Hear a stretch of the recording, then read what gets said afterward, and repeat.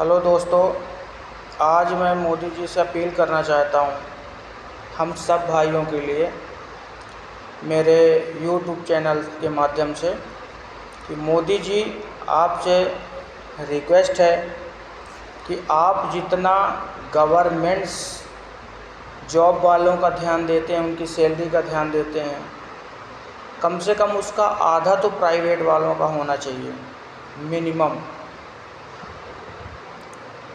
आप किसी राज्य में कोई 5,000 पा रहा, कोई 6,000 का रेट है, कोई 8,000 का रेट है, कोई 10,000 का रेट है।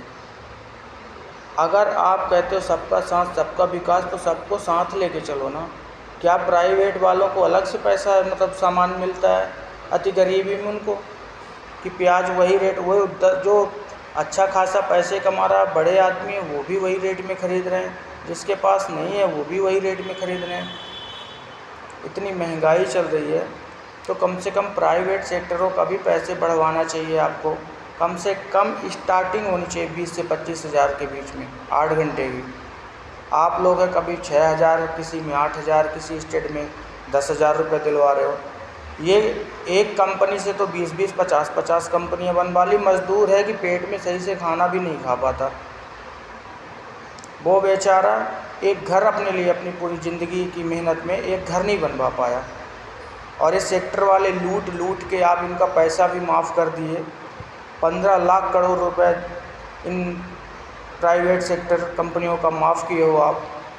यही किसानों की और गरीबी के लिए अगर होता है तो उनके यहाँ आप बैंक वालों को भेज देते हैं कुर्की करने के लिए ज़मीनों की, अगर वो 50,000 रुपये भी लोन लिया है तो।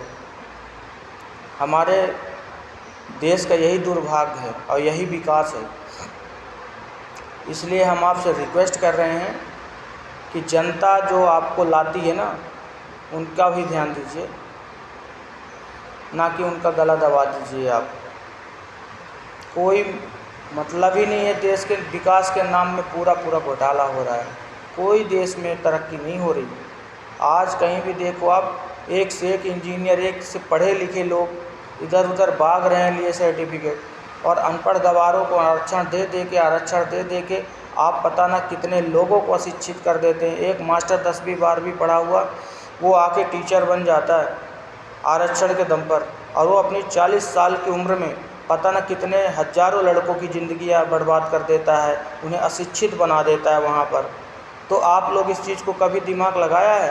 विदेशों में जाते हैं पढ़े लिखे हमारे बच्चे और हमारे भाई, और वहाँ जाके विदेशों की तरक्की कर रहे हैं। अपने देश की तरक्की तो हो ही नहीं रही, क्योंकि आज पढ़ाई लिखाई के जो मेन रीज़न है वो तो सरकार विदेश भाग रहे हैं। आप पैसे नहीं दे रहे उनको, और अनपढ़ों को आप अनपढ़ों से देश चलवा रहे हो, तो क्या तरक्की होगी देश की? बताइए। आज तक आप एक जेट इंजन नहीं बना पाए, दूसरे की गुलामी करते फिरते हो कि इंजन दे दो, हवाई जहाज़ दे दो, फलाना दे दो, ढिकड़ा दे दो। और वो हमारे देश के हैं आधे से ज़्यादा नासा में जो विकास कर रहे हैं दूसरे देशों में जाके।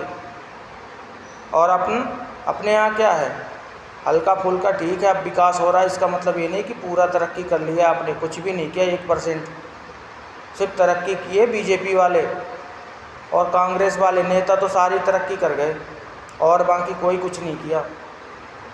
इन नेताओं के 20 साल पहले के बायोडाटा निकाले कि कितने बड़े आदमी थे, और अब कितने 20 साल में इनकी तरक्की हुई है, और पूरे के पूरे लोगों की सैलरी क्या होती है, इनका खर्चा कितना आता है, और इसके बाद कहाँ से पैसा है, इनका पूरा कुर्की करना चाहिए।